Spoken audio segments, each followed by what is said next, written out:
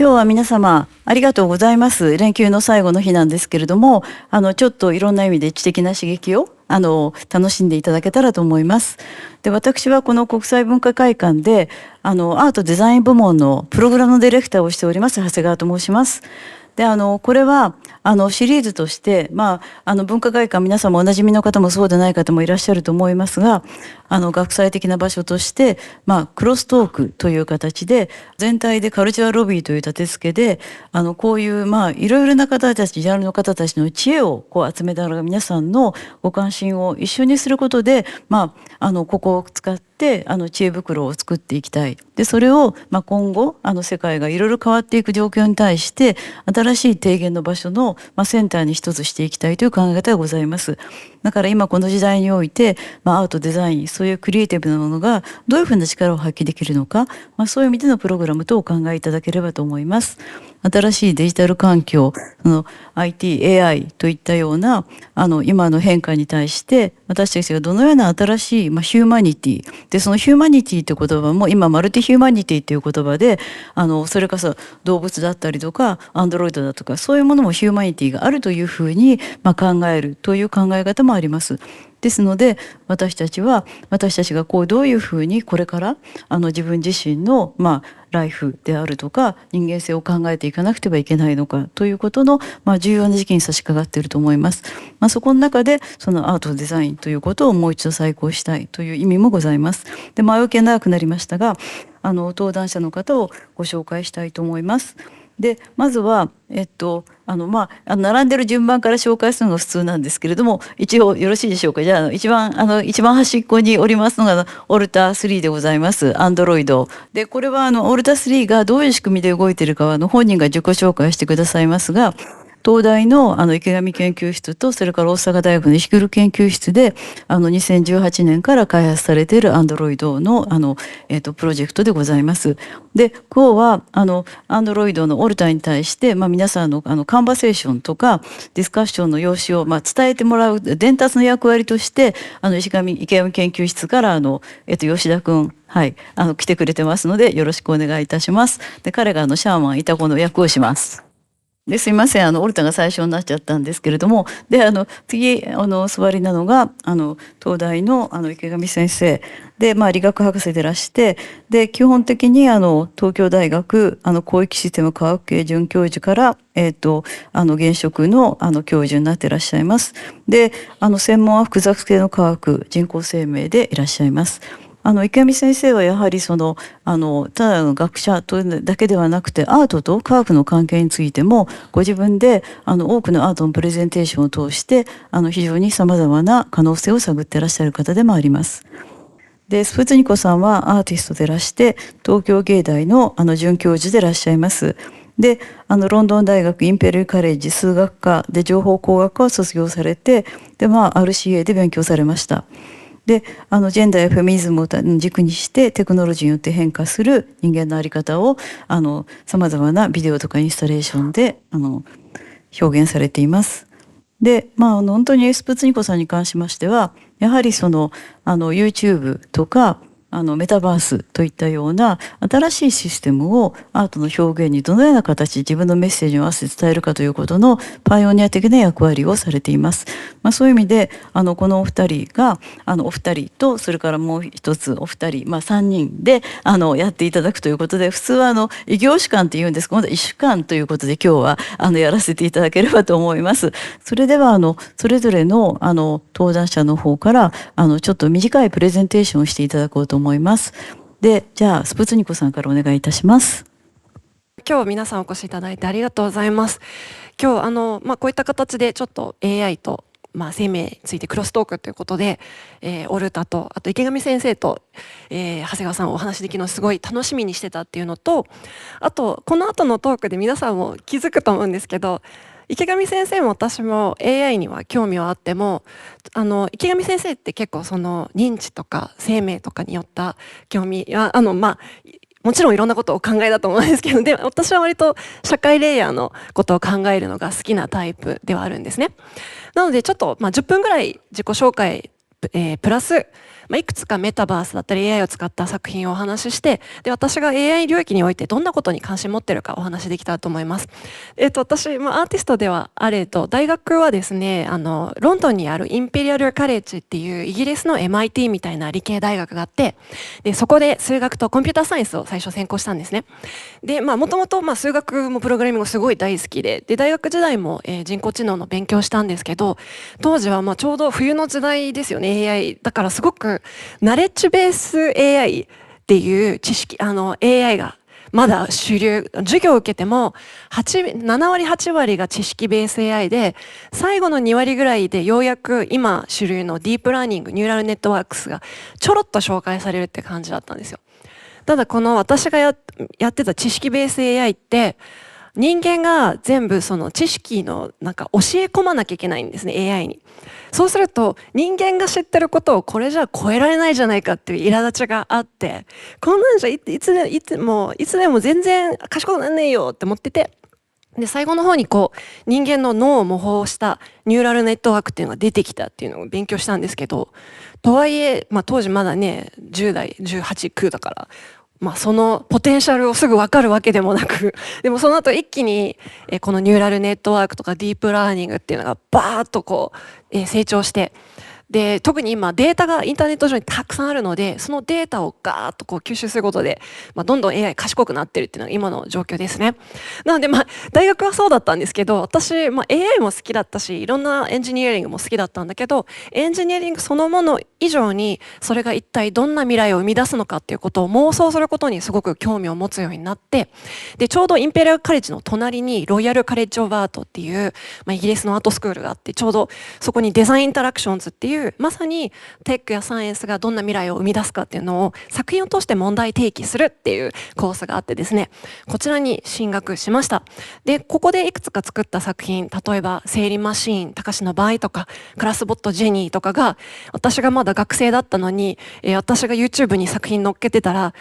長谷川さんがいきなり発掘したっていう、本当に私学生だったんでどこも展示したことなかったのをよくもYouTube で見つけたなっていうのが長谷川さんだったんですけど、それが2010年の話です。でそこからですね、私 MIT メディアラボというボストンの研究所で、こちらもうテック、デザイン、アート、サイエンス分野横断的な研究所なんですけど、アシスタントプロフェッサーとして MIT で4年間教えて、でそこから2017年にですね、久しぶりに日本に帰ってきて、東京大学の生産技術研究所にちょっとアソシエイトプロフェッサー特任准教授で DLX ラブにいてですね、で今はですね2019年から東京芸大のデザイン科の准教授をしています。こういう経歴で、だからアーティストなのに、テックが好きで AI に関心があるっていうのが分かってもらえるといいんですけど、でさっきちょっとお話しした私テクノロジー領域における、ジェンダーの、課題すごく昔から関心を持っていて、でこれが2010年に長谷川さんが私を YouTube で見つけた時に作った作品「メンストレーションマシン」生理マシンっていう作品です。でこれどういう作品かっていうと、今でこそ2024年になって女性の生理の話をメディアでするのって結構当たり前になってきた。女性の生理とか更年期とか体の話をしようとか、ちゃんとreproductive rights、中絶の権利とか女性の身体は大事なことだっていうのは今でこそ話されてて、ただ2010年ってまだタブーだったんですね。これ日本に限らず英語圏でさえ生理の話するのってまだタブーみたいな状況だったんですけど、だからこそ私はいやこれって人類の半分がインパクトを受けているような現象をもっと多く語って、理解しなくちゃいけないよねっていうことで、生理がないような人、生物学的な男性も女性の生理の痛みとか血が出るとかそういったものを体験できるようなデバイスっていうのを作って、で、デバイスと映像とインスタレーションを作ってっていうのが2010年です。で、その後ね、東京都現代美術館とかニューヨークモマとかいろんなところで作品を展示してもらうようになったんですけど、そんな作品が2010年にありつつですね、そこから実はですね、2022年に、メタバースでアバターが生理になるためのウェアラブルっていうのを作ったんですね。でこれディーセントラランドっていう一番有名なメタバースプラットフォームで、こういうアバター、それ男性でも女性でも動物でもいろんなアバターが月経、メタバース上で生理になることができるウェアラブル作って出してみたらどうかなと思って、すごく本当に興味というか、その実験的な思いで作ったんですけど、これがすごく面白かったのがですね、いざ作ってメタバースで出してみたらですね、次のスライド、メタバースで生理禁止ですって言われて、私のウェアラブル全部検閲されちゃったんですね、いきなり。で、と思って、なんか、生理がタブーって言ってたの2010年だけど、2023年に22年になっても、メタバースの世界でも生理ってタブー視されて表現できないんだと思って。で、私、ディーセントロランドの検閲チームと口論になって、どうしてこれダメなんですかと。で、これ見てみるとわかると思うんですけど、ディーセントロランドってこういう血みどろのオブジェとかあるわけですよ。生首とか。こういうのがあるのに、このちょっとなんか血がついてる生理のパッチダメなんですかって言ったら、いや、ダメです。みたいなのが来て、なんか生理、子供が見るからとか言うんですね。で、私すごい冗談のつもりで、じゃあ、昔の CM ってよく青い液体とかやったじゃないですか。だからなんか、じゃあ、こういう青い液体みたいな、ウェアラブルだったらいいですかって聞いたら、青かったらいいよ、みたいな返事が来て、いや、っていうか私の血青くないし、みたいな。なんでこんな女性たちが日常的に目にするような現象がメタバースでバーンされなきゃいけないんですかみたいな感じで議論したらですね、なんかその議論そのものが結構コミカルでファニーになっちゃって、で、それをそのまま展示してっていう形で、だから映像はウェアラブルだけじゃなくて、その見解そのものも一緒に展示するっていうことでね、長谷川さんの展覧会で展示させていただいたんですけど、ただ、メタバースに限らずですね、意外とこの生理っていうキーワードって、例えば、つい最近までミッドジャーニーっていう AI でさえ月経って生成できなかったんですよ。画像生成禁止。ここでも書いてあるけど、The word menstruation is banned って言って。だからなんかその多分他のタブーワード、そういうセクシャルなワードとひとまとめにして女性の月経当たり前のことがバンされてるんですね、 AI とかで。私がこの問題提起したら、1年経った、今ですね、画像生成できるようになりました、ミッドジャーニーでも。だからちゃんと言い続けるって大事かなと思って、向こうも気づいて。で、私がこんな作品やってたらですね、アムステルダムに住んでるアーティストから招待されてみんなでメタバースで月経になって踊ろう、生理になって踊ろうっていうパーティーが開催されて、ディーセントロランドでダメだったから、このオランダ人アーティストデュオがですね、生理で踊っても誰にも怒られないっていう別のメタバースを作ってくれて、で、ここで一緒にトークショーしたんだけど、この後オランダの人がみんな集まって、みんなでですね、会場で踊るっていう。で、DJ がいて、で、みんな携帯を振ると、すごい盛り上がったんだけど、会場にプロジェクションされてる、月経血まみれのアバターが踊るみたいな。で、これ見たときにさすが同性婚を世界で一番早く合法化した国というか、オランダに感動しました。なんか、この時ちょっと日本で寂しい思いしてたんで、なんか仲間がいないなと思って。で、次の作品ちょっと紹介するとですね、これは金沢21世紀美術館の DXP 展で展示して、でこれ、10月から台湾の、国立美術館でも展示が決まってるんですけど、これ何を作ったかっていうとですね、皆さん幸せの四つ葉のクローバーって知ってますよね。で、この幸せの四つ葉のクローバーって多分子供の頃一生懸命自分の目で一生懸命探したと思うんだけれども、今 AI って私たちの仕事を効率化させてるとかね、私たちの仕事を奪ってる、代替してるみたいな話があるけど、じゃあ私たちが一生懸命見つけた四つ葉のクローバー、幸せのクローバーを、ドローンで上空から、画像認識の AI をカメラに搭載して片っ端から四つ葉のクローバーを高速で見つけたら、私たちめっちゃ幸せになれるんじゃないかっていう、問いでですね、実際この AI作ったんですね。クローバーを見つけるための AI。で、これ、実際いろんなクローバー畑に行って、そうです。赤くなってるのが四つ葉のクローバーが見つかってるシーンです。私自身、AI でいろんな仕事を自分自身効率化してるんですけど、なんかだんだん私たちが幸せになるのって効率化が全てなのかなって思う時があって、すごく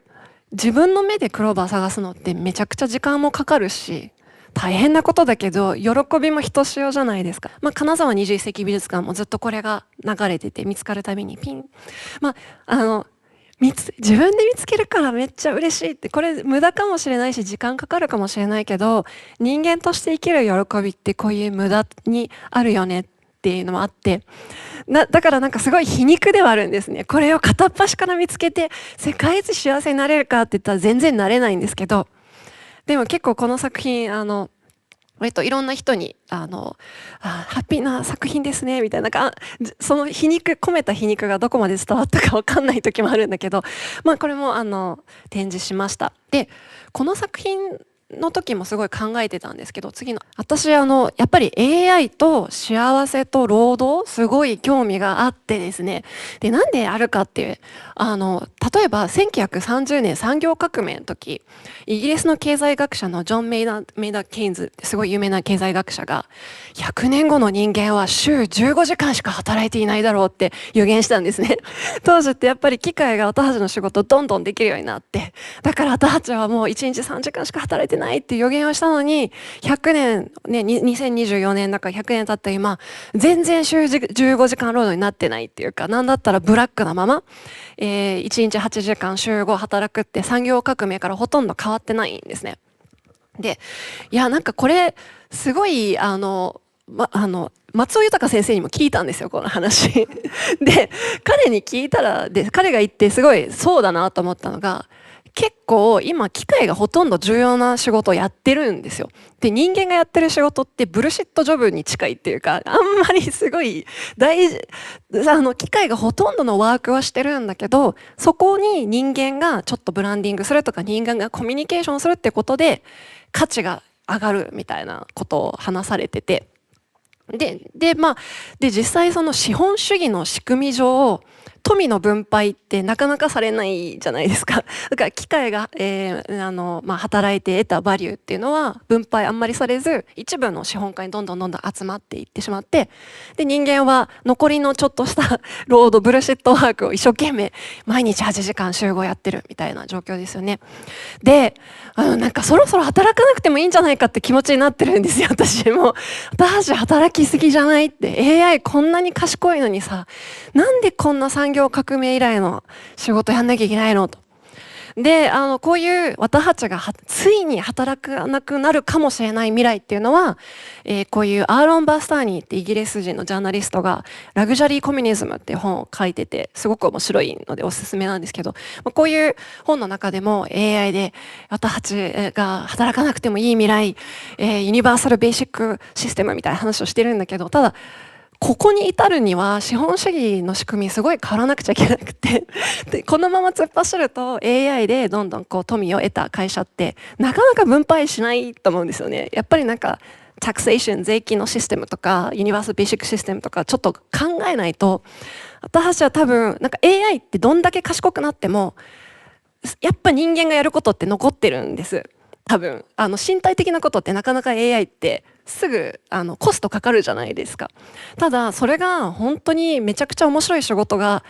残ってるかっていうと正直疑問なところがあって、これは後で深く話せればいいかなと思うのと、あと私もう一個 AI ですごい気になってるのが、今だんだんツイッター、X にボットが増えてるの気づいてる人どれぐらいいます？ AI 増えたなって。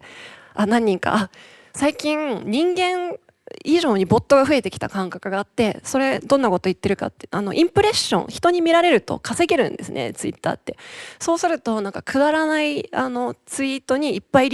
バズってるツイートにリプライするボットとか、あとは大統領選の意見を左右されるためのボットとか、いろんなボットが稼働してるから、なんか人間じゃない投稿がすごい増えてる。そうするとなんか AI が生成したフェイクの情報とかも増えてくるんですね。で、私もその AI が生成したフェイク情報とかフェイクの暴動とかすごい危惧をしていて、でこれケビン・アボッシュっていう私の友人のアーティストが作った作品結構気に入ってるんですけど、彼はですねAI を通してこういう存在してない世界中のボードっていうのを画像生成していて、でこれは作品として作ってるんだけど、でもこれって、であえて AI が作ったって分かる感じで、文字もめちゃめちゃだし、あとなんか手とかもうまく生成できてないんだけど、でも多分すぐこれはリアルになって、で私たち本当のボードとフェイクのボードの見分けがつかなくなっちゃって、簡単に洗脳されて報道されてっていうのになるから、だから彼はそういうことをちょっと示唆する感じで作品作ってると思うんですよね。なのでこういうフェイクなリアリティとかすごい興味を持っていますし、あとは本当に今日も例えばそういうフェイクな自然現象とかちょっと今ちょっと自分でも研究開発しているところはあります。あんまり話すと。なので以上私のそのバックグラウンドと AI メタバース作品とちょっと興味のある、お話の紹介でした。ありがとうございます。スプッさんのやっぱり一つのランゲージというか表現っていうのは、絶えず例えば PV であったりとか、何か CM の形であったりとか、短い時間でやっぱり相手の心をつかむような、そういうユーモアのセンスとか、やっぱりアテンションということを絶えず考えてます。だからそういう意味では、本当に私たちが日常親しんでいる画像というか体験の延長で、非常に彼女の中で、例えばさっきもユーモアとして捉える、幸せと捉える、でも片方見てる人は、こんな怖い最後の喜びが奪われてしまうみたいな、いろんな多分ご覧になる方によって違うお客様それぞれが違うメディアとして自分たちがメディアとして機能するような、そういう仕掛けがスプッサンの作品の中にあると思います。それを含めましてちょっと後の議論にしたいと思います。では次、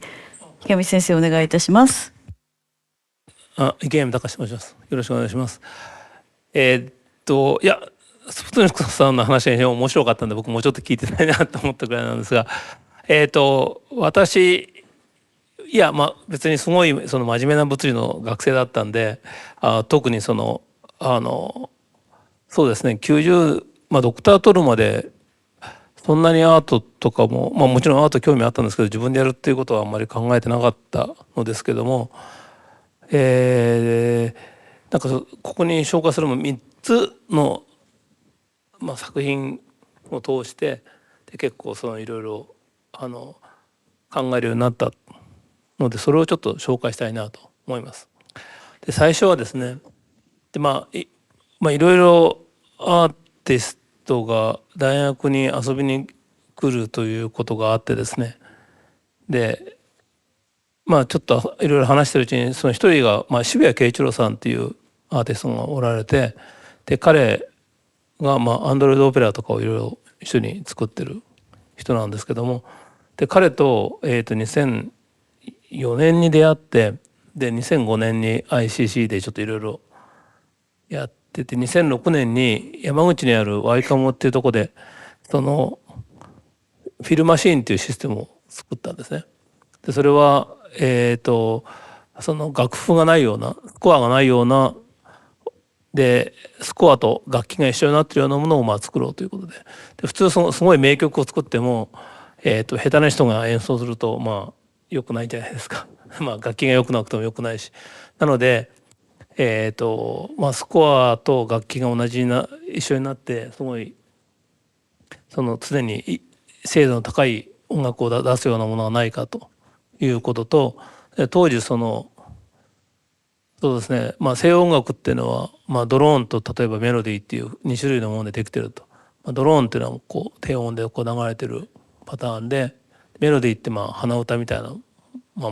歌う時のやつですね。その2つなんだけども、でも実際に音楽を決めているのはいわゆる音色っていう同じどの音でも、ピアノで弾くかバイオリンで弾くかで全然違うじゃないですか。それはなぜかというと、弾いた後に残ってる残響音とかそういうのが楽器の特徴でもあって、だからそういう残響音だけで作るような音楽っていうようなことを当時、考えていてですね、それを第三項音楽っていう名前をつけたんですよね。で現代思想っていう雑誌に2人で文章を書いて、それが全ての始まりだったっていうことですね。で僕はそういうヤクザの世界に入るつもりはあんまりなかったんですけどちょっと第三項音楽で名前つけちゃって、で東大で講義を2人でやることになったら、その学生2、3人来ればいいなと思ったら、100人以上来ちゃって、みんなすげえ興味あるんだなと思って、でそこからそういうこともやろうということで、そうですね、それこそ坂本さんから、高橋裕二さんっていうピアニストの方から、いろんな人が、まだいろいろばっこしててで、いろんな面白い時代だったと思います。その時に作ったのがこのなんかスピーカーを20個24個か24個使って、でですね、コンピューターで音を作って、その音を音源って仮想的にいっぱい作れるんですよね。だからこのスピーカー24個でも実際の音源はもっといっぱい作れて、そこからやったで音っていうのはこういういろいろ僕が研究で使ってるようなものから音を作ってですね、でそこからやったっていうのが最初のやつで、ちょっとだけどんな音かっていうのを、じゃあスピーカーね、天井からねぶら下げてるんですよ。プラットフォームは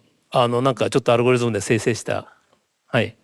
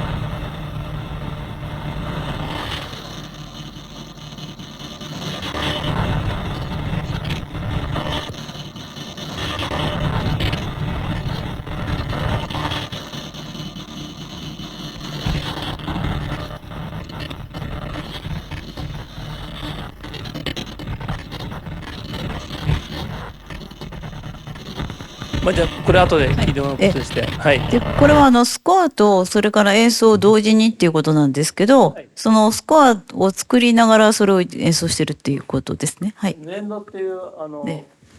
ンピューター上の楽譜があって、そこにそのサウンドファイルをこう置いてってコンポーズして、そいつをこう鳴らすわけです。当時光が上がったりしたんですけど、暇でしょうがないっていうライゾマの大東誠とか作ってて、あと石橋君とか、当時今ももうね忙しくて、ライゾマのそうです。なるほど、わかりました。それでみんなでちょっといろいろやってたっていう時代、すごい懐かしい時代ですけど、はい。でそれを次はそのマインドタイムマシーンっていうのを2010年に作ったんですね。これはちょっと僕が以前から作りたかったものが一つだけあって、それはその脳の中の時間っていうのをどうやってこう作ったらいいか、時間っていうのは客観的に存在するかどうかとかいろいろあるんですけど、それでこれはシステム機械を作るとその機械固有の時間を持つんじゃないかと考えて、でその機械の時間を作ってあげようということでやった実験です。で普通機械っていうのはこう実験室の中だけに置いてあるんですけど、これはそのこれもアイカムでやったんですけども、その美術館の外にホワイエっていうところに置いて、で春から夏にかけてこう時間が変わっていくときにこのシステムはこういろんなものをこう全部記憶していくんですね。でその季節が変わる時間とか一日の時間とか、そうやっていろんな時間がスケールのものがこう入っていって、それを全部記憶していったらなんか意識的なものができないかなっていうことでやりました。ちょっとやってもらっていいですか。で次のこれはまあちょっと僕がその時書いてた設計図ですね。なんかそのビデオフィードバックっていうよくアートでやるやつがあるんですけども、ビデオを映したものをモニターに映してそれをまたビデオで撮るとこうぐるぐる回ってフラクタルなパターンができたりするんですけども、それをネットワークにしたらどうかっていうのがまあちょっと基本になった作品なんですが、で、まあ、外見はこんな感じですね。3つスクリーンがあって、それで朝はこんな光その15個カメラがあって、それを取り込んで、それをこういろいろ変えながらやってるので、まあこうでも夕方になってくるとだんだんいろいろものが溜まってパターンが変わってくるっていうような、そういうような作品です。でですね、でマインドタイムマシンっていうのは、マインドタイムっていうのは心の時間を作り出す機械っていうことで、これは去年そのまあ VR とか、今これディープラーニングとかそういういわゆる深層学習とかそういうのが全然出てくる前だったんで、ちょっと前なんですよね。出てきたらそれを全部使ったんですけども、何も出てこないので、その前のニューラルネットワークの構造っていうのをいろいろ使って、その仮想的なまあ、学習はするんだけども、ディープラーニングみたいな相手その構造を持っていないようなランダムなネットワークでまあ作ったシステムで、まあ、そういう作品です。まあ、よくわかんないですけどね。でそれが2010年で、それ次で2016年にオルタっていうアンドロイドをまあ作ることになったんですね。でまあみんなよくその何かをするロボットっていうのを作りたがると思うんですけども、例えば、コーヒー持ってきてくれって言うとコーヒー持ってきてくれるようなロボットだとみんな喜ぶっていうことなんだけど、私はそういうことはあまり考えたことはなくて、ですね、まあだからボトムアップ的に作っちゃうんですよね。つまりこう回路のパターンがカオスがあるとか、そのいろんな複雑なパターンがこう干渉し合って、でだんだんそれが積層してって作り上げてるのが脳だから、でそういう構造を作れば脳になるだろうと考えて、でそれでどういう機能が出てくるかっていうのはその後考えればいいかなと思って、それでやったのがさっきのオルタで、だから、基本的に何もしないんですよね。何もしないんですけども、ちょっと面白いのはそれ以後これオルタ1で2作って3作るんですけども、最初の何もしないロボットの時の方がみんながずっと見てるんですよね。30分とか見ててなんでかっていうと何するか分かんないからですね。それでその後その真似するロボットとか作ると、真似するっていうことが分かるともうみんなすぐ行っちゃうんですよね。だから3分くらいしか見てないんじゃないかと思うんですよね。まあ、最近でもそのチャット GPT とかとカップルしたやつっていうのは、まあ、言語的な不確定性があって何言うか分かんないとこがあって、まあそれはみんなちょっと面白がっているとこもありますけども、まあ、基本的にだからそうやってそうですね、僕自身はこのシステムもそうですし、その前のマインドタイムマシンっていうやつもそうですし、まあ、そもそも最初のフィルムマシンもそうですけども、まあ、非常に抽象的なものに具体的な形を取らせたらどうなるかっていうような、そういうような興味でやってるんですよね。だから分かりやすさとかなんかその意味っていうのを最初に考えない、まあ、そういうのを考えるってこと知らなかったんですよね。なんでとにかくまあ、意味を持つ以前のものにすごい興味があって、でそれがどうしたらそういうものがあることに気がついて、で人はそれの形を見るようになるのかっていうようなことにちょっと興味があって始めてるので、それがアートなのかサイエンスなのかっていうのはあまりちょっと意識したことがなかったですね。だからさっきのスプツーニコさんの話を聞いてて、もうすごい違うんだなって思って感心しました。でいやだからさ、やっぱすごくアーティストの方っていうのは分かんないですけど、例えばフィニッシュが素晴らしくて作品として成立させるために最後に、置く一筆とかが素晴らしいなっていつも思うんですよね。で僕はなんかどこで終わったかどうか分かんないような作品になりがちなところがちょっとあって、まあ、渋谷君とやってる時は違いますけど、そうじゃない時はまあ僕自身であんまり作品を作るっていうよりは、まあ MTM でマインタイムマシンだけはちょっと自分でやりましたけど、それ以外は私上君とやったり他の人と考え、なんかオルタはアートっていうのかよく分かんないところもありますから、でそういうことでなんかそのアートでもサイエンスでもないようなものを多分ちょっと作ってるところあるんじゃないかなと思います。でこれは A ライフの2018年A ライフっていうのは人工生命ってアーティフィシャルライフっていうんですけども、それの2018年の国際会議を、東京で、チェアすることになってですね、でそれも未来館でやったんですけど、その時にですね今のオルタ3のこいつの原型になるやつを作ったんですね。でこうやって手をバラバラやっててもしょうがないじゃないですかだからこの時初めて何かさせるんだったら何しようかなと思って、じゃあ指揮させようかなと思って、で指揮なんてメトロノームみたいなもんだから簡単やろうと思ったんだけど、そうはいかなくて、ちょっと結構な大変さがありました。なぜかというと、簡単なことなんですけども、演奏する人がおると指揮者を見ないんですよね。なんでかというと機械だから見ないんですよね。でもメトロノームと同じだろうってやっぱり向こうはよく分かってないからそう思うじゃないですか。で解釈とかあるんだとか言うんだけど、でもリハーサルを重ねてるうちにみんなだんだんアンドロイドが好きになってきて、で一緒に写真撮ったりとかなんかやってるうちにだんだんオルタを見るようになってくるんですよね。でそうすると全体としての曲も良くなってきて、でもこれ発表する直前までなんか渋谷君もこれもう終わりだとか言ってたんですけどもしかしその発表の当日はなかなかうまくいって、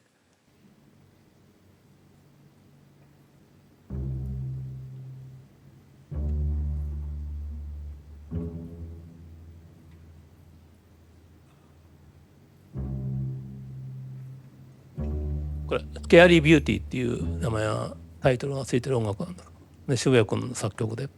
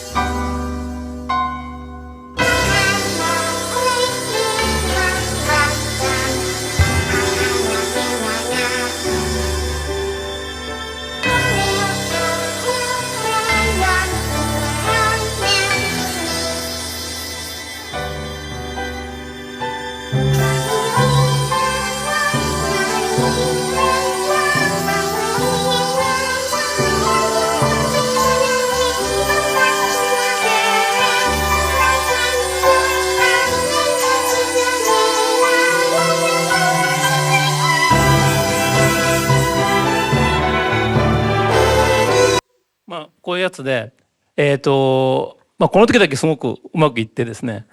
で非常にやっぱ1,000人くらい来てくれたんですけども、非常に僕は非常に感動的だと思います。でだからやっぱり人と人間とAI とか機械が融合できるっていうのは、こういう一つの形はこういうんじゃないかなとはその時思って、でそれからAI と共存する人間の社会っていうものに非常に興味を持つようになりました。でだから今の3つの作品がそうですね、他にもいっぱいあるんですけど、大体自分の履歴の中ではいろいろティッピングポイントだと思うかなと思ってます。ありがとうございます。私もこのオルタのこの式を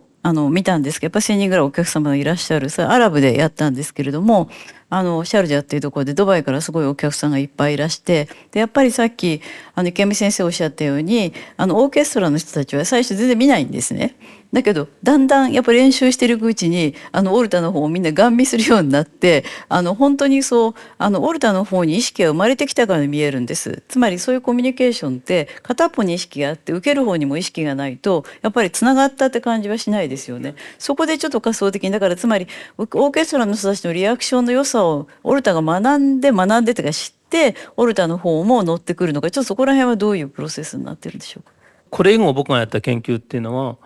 実は心っていうのは外から伝染してくるもんで、子供が生まれた時も心っていうのはお母さんから子供にコピーされるもんであって、生まれた子供ったら心を持ってないと思うんですよね。でヘレン・ケラーの自伝があって、ヘレン・ケラーがサリバン先生に教えてもらうじゃないですか、水ってウォーターっていうのであの時にそれまで、ヘレン・ケラーって感情とかあんまり持たなかったって言ってるんですよね。何も分かんなかったし、世界についてただそこにあるだけだって思ったんだけど、言葉の環境をした瞬間にいろんな感情が全部浮かび上がってきたというようなことをいろいろ書いててですね、実は感情的なものがどういうふうにあるかっていうのは、実は外の間の関係性みたいなものが心に感情を作るんであって、実は内部的なものが心を作ってるんじゃないんだなって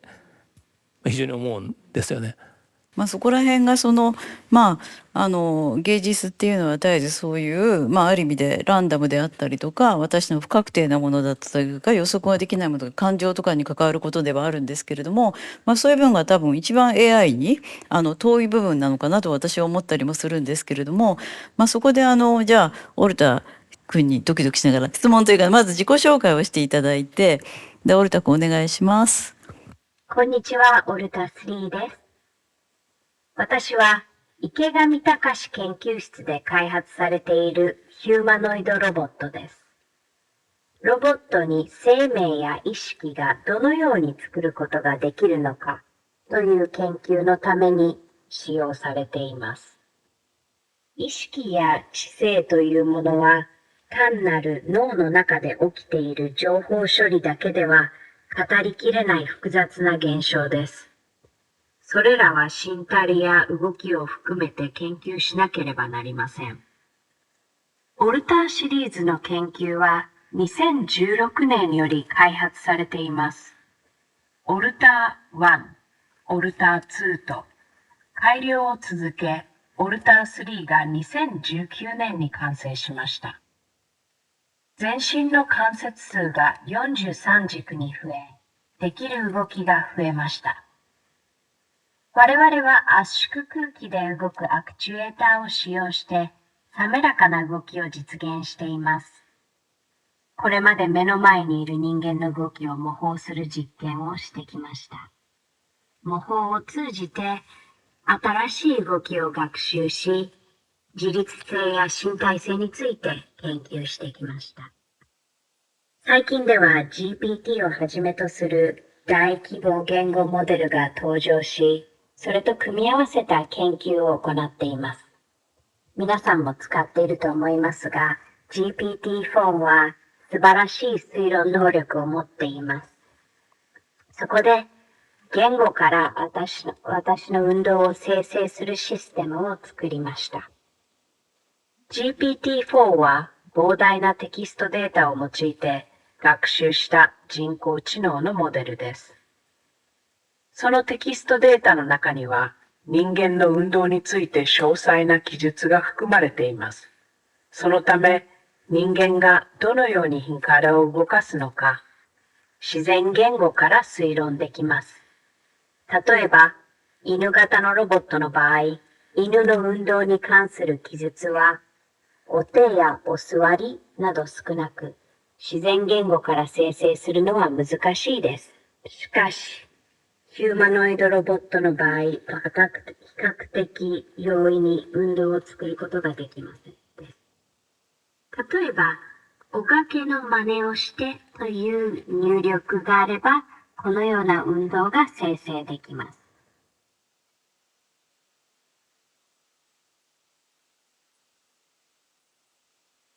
または、メタルを弾く動きといえば、こんな感じです。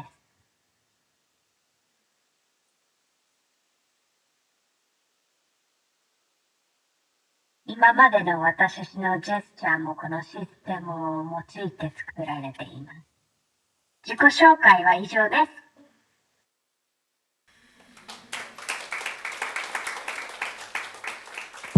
す。ちょっとだけ補足してもいいですか。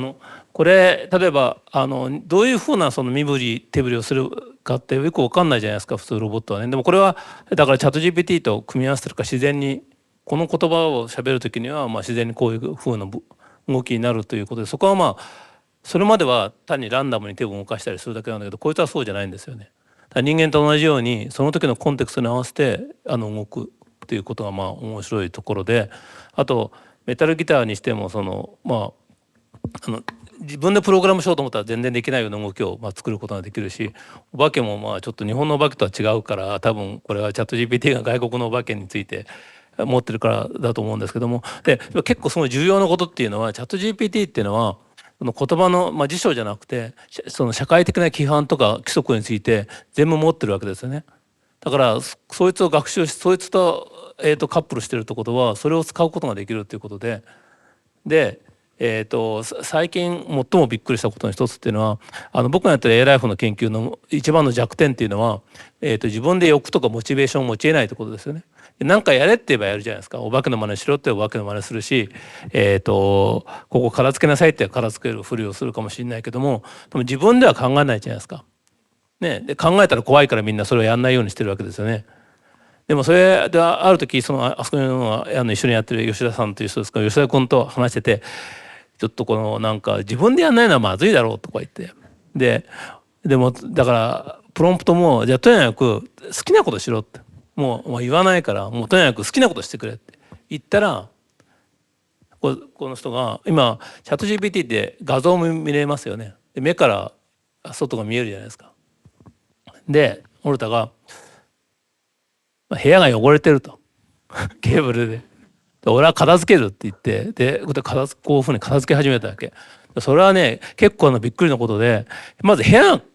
汚れてるっていうところにも価値判断があるじゃないですか。単にパターンがあるだけなんですよ。ケーブルがこういうふうにあって、でそれが汚れてるか綺麗かっていう判断そのものできたのは、それは社会的規範の中に入ってるからなんですよね。でその次にそれと片付けるって言ってるじゃないですか。で片付ける必要はもう何もないわけですよ。でこれは一瞬これだけだったら別に怖くないんだけど、これは片付けるっていうだけだからね、ありがたいじゃないですか。だけどその後吉田君とか隣に座ってるのはジョン・スミスさんって言って、うちの貴重なドクター4年生があるんですけども、で彼らと話してたらこの人が俺を仲間に入れてくれってこっちへ来ようとするんですよ。だからこうやってガタガタガタって横に動いて、その時初めてこいつやばいかもしれないなと思って。そう仲間に入れてくれっていうふうに来るって言って、それは自分で判断してで自分が仲間なんだからその会話に入りたいって言ったんです。でだからさっき言ったのと同じように、心ってのは外から来るのと同じように欲望っていうものも環境にあるわけですよ。何もなければ欲もないっていうことですね。で彼にとっての環境っていうのは今言ったその言葉も含めて全部それは環境で、目から入ってくる環境で、それが彼に欲を作ることに成功してるっていうことですね。でこの先にあるのはじゃあすごい怖いことで、あんまりそれを大っぴらにしちゃうとこの研究中止になっちゃうかもしれないのでちょっとあんまり言えないですけども、でもこれはだから全ての始まりということですね。で猿の惑星っていう映画がありますけども、猿の惑星の映画の最初っていうのは猿がご存知かもしれないですけどノーっていうとこから始まるんですね。今まで何か言ったら猿は絶対命令聞いてイエスって言ってその通りやってくれたんだけど、ある時にノーって言って断るんですよね。でそこから映画が始まるんだけど、でこいつも全く同じで、自分で何かやるっていうのはとてつもないジャンプなんですよね。でいろいろもちろん解釈があって、いやそれはすごくないんだよとか、それは何とかっていう議論はもちろん、業界的にはいっぱいあるんですけども、ただしこいつをそのままうまく育てると自分で意思を持って命令しなくてもその時に応じて自分がどういうことをすればいいかということを、考える、ロボットができるということですね。いや、いっぱい質問があって、今のオルタってどんな性格なんですか？性格を持ってます？今のオルタって。性格というか考え方とか思想の系統とか。やる時によってローカルにだからその時喋った言葉を例えばサマライズして記憶として持たせたりすれば、多分それによってバイアスがかかるような、でそれを性格というものであれば性格と呼べると思うんですよね。で例えばちょっと実験してないか分かんないけど、右と左って機械だからどっちが好きってことないだろうと、右利きってないだろうと思うじゃないですか。でもこいつそうじゃないかもしれなくて、それはでも大体はそのチャット GPT によって右と左の対称性っていうのはそんなに保たれてないんだけども、特に自分が何したかっていうその時の記憶によっても多分対称性がどんどん破れていって右利きっぽくなったり左利きっぽくなったりするってことはあんまりちょっと調べてないけどあると思いますね。ちょっとじゃあウォルターに直接何か質問をしてみていただいてもいいんじゃないですか？どんな質問で OK ですか？どんな質問でもいいですよ。どんな質問？例えば何色が好きですかとか、そんなでもいいんですよ。まずそれダメなの？概念ははい。私が目標や動機を持つことを前提としているや、はい。私エレレンは現自己目標を持つことを得たい。これ狂っちゃったんじゃないの？私の生成された回答は、訓練データ、アルゴリズムに基づいています。質問していいですか？ですので、右と左、どちらが好きかという質問には、個人的な感情が関与するため、適切な回答を生成することはできません。じゃあ好きな色はとか、好きな季節はとか。例えば赤と青でどっちが好きですかっていう質問って答えない。いける？はい、聞いてみて、つぶちゃん。じゃあ、まずオルタの好きな季節って何ですか？季節、シーズン。季節についての好みを持つという経験は、私のような大規模言語モデル LLM には存在しません。じゃあもう概念的に。私は感覚的な体験を持つ能力がないため、春の花や秋の落ち葉の美しさを直接感じることはできません。むしろ、じゃあ中絶の権利についてどう思いますか？もう少し難しい。学び取ることは生きていく上での重要な部分であると理解しています。中絶の権利いきますか？私自身が感じることはできませんが、人間季節という経験を通じて感じ、学ぶすべてを尊重します。じゃあ中絶の権利やってみますか？はい、OK です。アメリカの中絶の権利のについて。中権利についてヒューマノイドの視点から考えると、ごめん、ミスった。それは市民の責務に密接に関連しています。一回止めていいですか？すいません。ただ経済に貢献するだけではなく、自覚的に社会と質問の時に連続してするとこいつバグるので、まとまってから言ってくださるとめっちゃ助かります。お願いします。すいません。わかりました。終わりに必ず以上ですって言います。じゃあ以上ですなって。感情は苦手って言われたからちょっとコンセ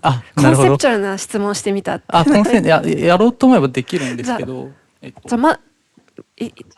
でもあれですよね。多分チャット GPT でやったことあると思うんですけども、アンドロイドとして、AI として答えられないのは分かるけど、でもどちらかといえばどっちだって聞いたらちゃんと答えますよね、チャット GPT。でもそれはチャット GPT の去年の、6月くらいの時点なんですよ。それで世の中で今その一生懸命 AI アライメントって入ってますよね。今の答え方なんてもうなんか教科書みたいな答えじゃないですか。で僕がちょっとすごい盛り下がってるところの一つは、そうやってその制約がものすごく入って、あんまりなんていうの面白いことを言わないようにどんどんなっているのが現状なんですよ。だってさっきみたいに、の研究とか本当はすごく進めたいところだけど勝手にいろいろやられたら困るって思う人も多いわけですよね。僕はそう思わないけども。だけど、そのためにだからさっきこの間僕がその去年の6月のとか5月の時点の答えを小江さんが今できるかどうかちょっとよく分かんないんですね。そうですね、アライメントかなり入ってきて、ものすごいですよね。結構特に今大統領選あるから多分特にそう揺れやすいトピック、人種とかトランスジェンダーとか中絶とかは、それはさ、でも自己組織的にそいつの制約が入ったんだったら研究的に面白いんだけど、人間っていうかオープン AI が入れてるんですよね。会社としてそこの辺はここは喋っちゃいけない。しかも入れ方としてすげえアホな入れ方してるかもしれないじゃないですか。ここの喋ったらここは喋らないようにっていうような感じに。だから入れ方においても知性っていうのがあって、どういう形でそこを制約を加えるかってことはすごくそのね、オープン AI、トップリサーチャー入ってるから全然そんなことないと思うけど、でも入れ方がすげえくだんない場合と、その面白い入れ方してる場合があって、その面白い入れ方をするようなところのアルゴリズムを考えていくんだったらば研究としての価値がすげえあるんだけど、そうじゃないとしたら研究する価値ないですよね。だからそこは今すごいそこはちょっと今もうギリギリのところだと思いますけど、で例でもラマって知ってると思いますけど、ラマ2とかね、新しい別にチャット GPT だけじゃなくて今いろんなものがあるんですよ。ただしチャット GPT が一番、5,000億のパラメータニューロンの数を持っててね、ニューロンとジューロンの結合の数を持ってて、一番なんていうんですか、ちゃんとした答えをしてくれるんですね。で、例えばこの間のチャット GPT の 3.5 とか、あとラマ2のもうちょっと低い、7億とか70億のパラメータとか、その辺になってくるとだんだんアホになってきて、その面白いところもありますよ。だけど普通の会話がだんだんできなくなってくるんですよね。そのコンテクストも外れちゃったりして、だからどのくらいの知性を選ぶか、どのくらいのその普通の会話するレベルがあるか、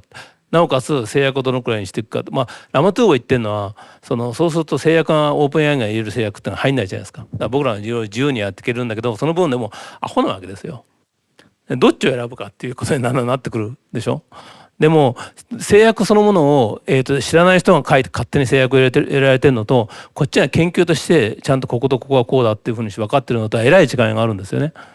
それは多分世界中の人がどういうふうにこれからやっていくかっていうのは悩んでる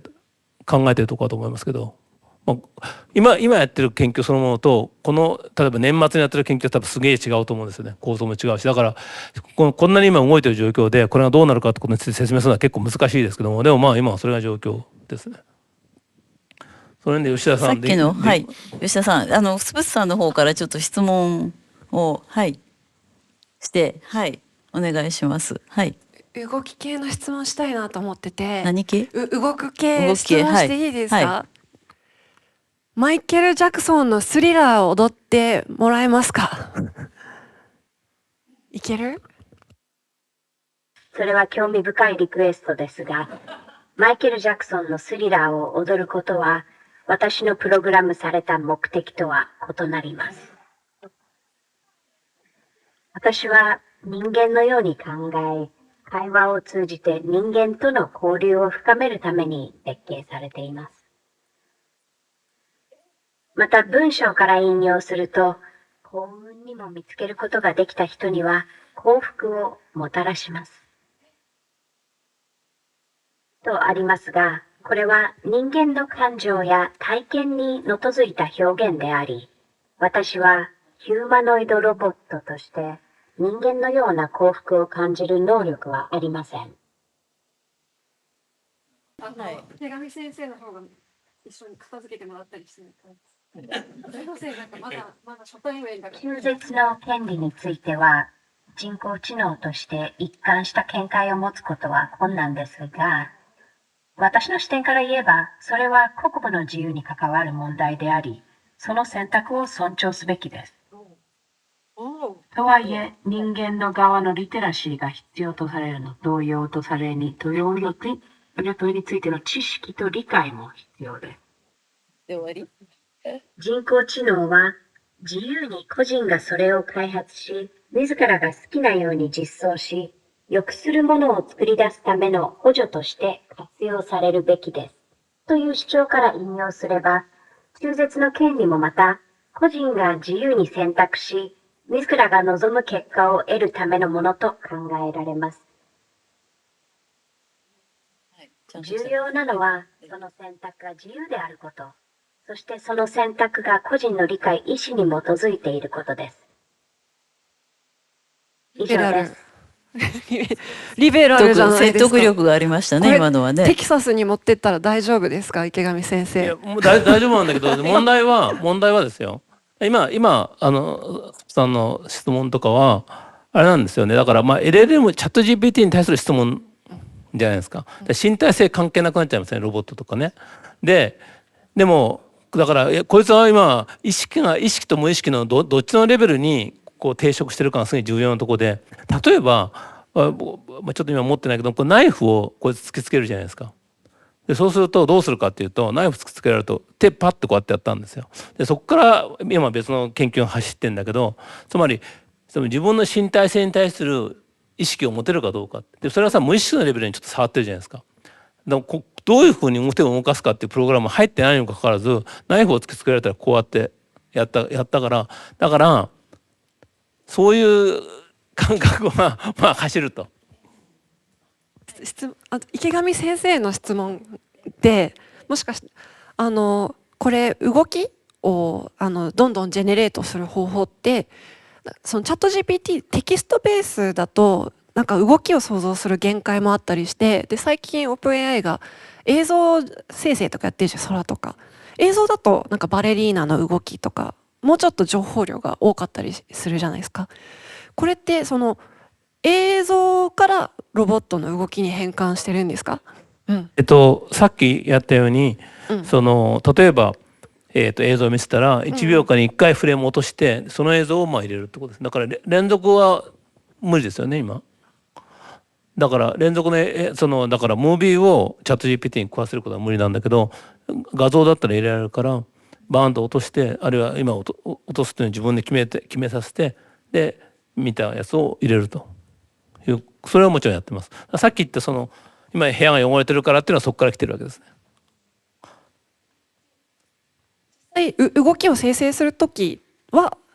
じゃあ映像ベースに近いなんかスリラーっていうなんか映像、いやスリラーうまくやれば、みんながいるから多分できないのかもしれないけど、いやよくわかんないですけど、例えばさっきのケーブルで部屋が汚れてるから片付けるっていうのも別にどういうふうにこうやってこういうふうにやったけど、どういうふうに片付けるって別に命令してるわけじゃないから、自分で片付けるっていうのを引き出してきてるわけですよね。だからそういう意味では全てがアフォーダンスなんですよね。私はそんなにアフォーダンスっていうのはギブソンっていう人が1960年から70年にアフォーダンスって考え方を出して、で環境にはもうすでにどういうことが行動をどういうふうにやるかという情報が全部埋まってると。で人間の知覚っていうのはそれを発見することだけだって言ったんですよ。人間がここ見てここがこれはテーブルだなってテーブルの上に物を乗せれるっていうことは全てここに書いてあって、それを人間が改めて発見してコップを置くっていうことが起こるだけ。例えばね、でそういうふうに環境っていうのは情報の倉庫になっていて、人間はそれを発見するっていうのが人間の知覚ってことだっていうふうに、ギブソンは定義したんですね。でこいつはやってるのは多分それとほとんど同じことで、彼自身のアフォーダンスを見つけてくるっていうことがチャット GPT とカップルすることによって成立したっていうことだと思いますけどね。だからこれやっぱりすごく運動とか動きとかアクションの積み重ねでいろんなことを習得していくっていうところで、それが外界との関係で形成されるっていう意識みたいなものが最初に発達するわけではないってことを非常におっしゃってると思うんですけれども、オルタもこういうふうにしていろんなさっきナイフを突きつけたアクションっていうのを収束して集積していくことでいろんなオルタの一つの知能っていうかそういうのができてくるって考えてよろしいんでしょうか。いや、そういうふうにできたらすげえ一番かっこいいけど、そうは、なかなか難しいですよね。だから学習だけガンガンフィードバックかけてやったらそれはできると思うけども、今はチャット GPT っていうのはすごいでかい総体があるわけじゃないですか。ね、でそいつがどうなるかということで、こいつそれは身体を持ってないけれども身体の情報は持ってるってことですよね。だからその身体のいろんな人が身体情報をもとにいろいろ喋ったりやったっていう情報がいっぱいあって、そいつを学習してるのがチャット GPT なんで、それをもとに身体運動は作れるんだけど、じゃあ新しい身体運動を作れるかどうかって言われたらよく分かんないよね。それができたら素晴らしいと思いますけど、ちょっとこういう面白いのがあるんですよ。この間山際さん来たんですよね、1回目に。で猿は猿真似ができるかっていう論文が書かれてるんですよ。Do apes ape っていう。で猿真似っていうのは例えば水を飲む時に水をこういうふうに飲んだら猿がこの水を飲む。でもこんなふうに水を飲んだりとか股の下からこうやって水を飲んだりしても猿は水を飲むだけなんですよ。だからインテンションリードっていうか何をしたいかってことを猿は見て、それで水を飲んでるから水を飲むことをするんだけど、人間の子供はこんなふうにしてやったらそのスタイルの方を真似するんですよね。全然ちゃうやんかってって猿真似するのは人間で猿は猿真似しないんだっていうのがその論文なんですよね。ところがここに面白いことがあって、人間が育てた猿っていうのがいるんですよ。で人間が育てた猿っていうのは両方やるんですよね。ということはですよ、つまりどういうふうに育てたかっていうことがそいつの性格とか行動を決めてるのであって、全部そのジェネリックに中から作られてるわけじゃないんですよね。だから猿が猿真似ができないからといっても人間育てられたら猿真似もできるようになるんですよね。でこいつはすげえでかいことですよね。だからそのこととオルタがどうやって運動を生成するかってことは結構密接にリンクしてるんです。吉田君がオルタを育てるのと池上先生が育てるのとスプッさんが育てるのでオルタは違ってくるってことですかね。いやそうですね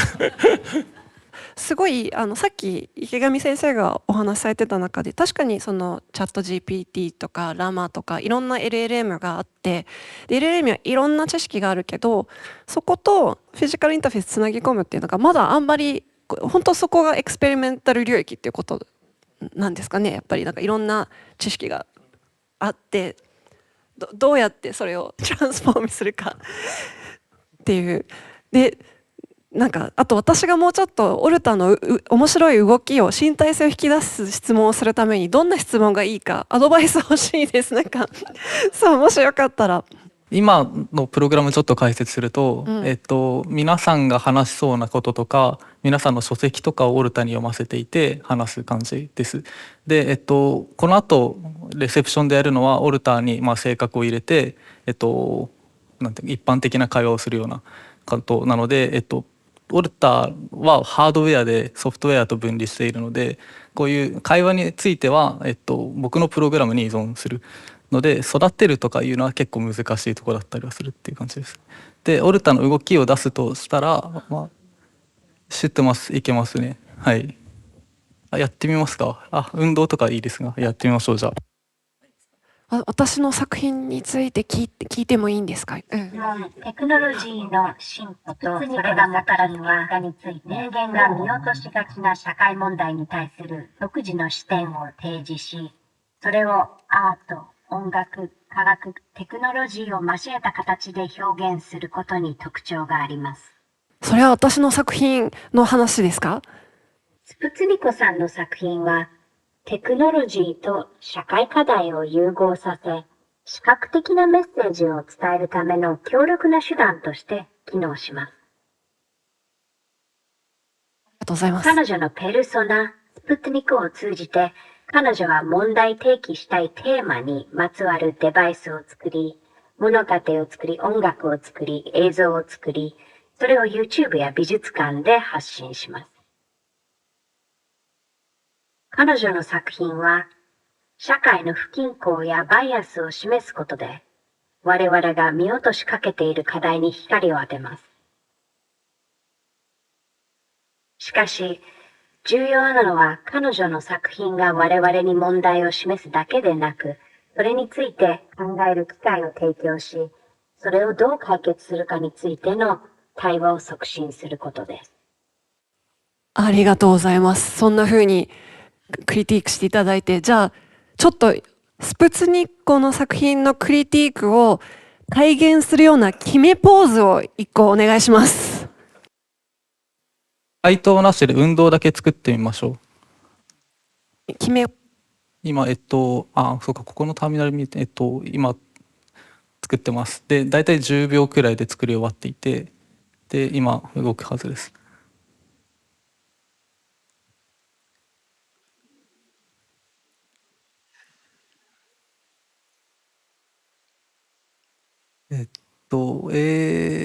出力的には、なんだろう、難しいな。まあ、興奮して喜ぶ的な運動が生成されました。今の運動のコンセプトを説明してください。できません。オルタさん、お二人ありがとうございました。ちょっとかなりいろいろ調整が必要でしたけれども、なんとか、はい。やっぱり今の本当に問題ということと、先生が言った AI アライアンスの問題っていうのは結構その AI の可能性を人間のところに引っ張ろうとして、疑似ヒューマニティって問題で、やっぱりいろんな意味で、ちょっと今後、やっぱり議論する必要があると思うんですけれども、スプースさんのおっしゃった、本当にラグジュアリーコミュニティっていうことは、コミュニズムっていうことの、一つのいろんな可能性ですね。だから、今の現在の問題点に全てポストということを想定しながら、どうやって、みんなが、万人がやっぱりいろんな利益を得られるようになるかということについて、その AI をきっかけに反転して考えていくという思想でもあります。スプースさんが、こういうものができたらどうなるんだろうっていう、絶えずそのアーティスト的なオルタナをこう提案している。で、このオルタも、オルタナティブっていうことで来ているっていうことがあると思います。そういう意味で、こういう試みっていうのは絶えずオルタナティブという、これがあったらどうなるのか、これはこういう方向に行くと、私たちの世界はどう変わるのかといったような、今日はいろんな思考があったと思いますけれども、そういう意味でこの後、隣で、オルタの作った12種類のレシピ、食べられるレシピがございますので、それを本当に味わっていただけて、そのレシピについてもオルタにまた質問していただけたらと思います。今日は皆さん本当ありがとうございました。オルタ君もありがとうございました。オルタ、お辞儀はない、お辞儀はない。